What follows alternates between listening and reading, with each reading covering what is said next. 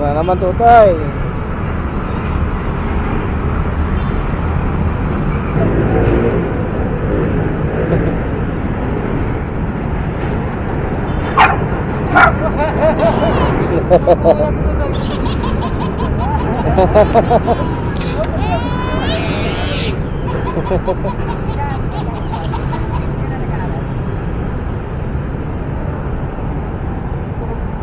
Sasalita yan. Kakagatin niya yung puwet mo yan. Guwapo pa naman ang bata. Tsura pa naman tong bata to, pabayaan lang to. Oh. Pwede ka naman ka. Karoon ka ako, mukhang malang. Ito naman yung mga magulang niya, yun na nag-iosip na yan.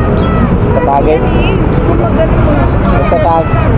Nagtatagay yung magulang niya, ayan. Yun naman mga bata pabayaan lang.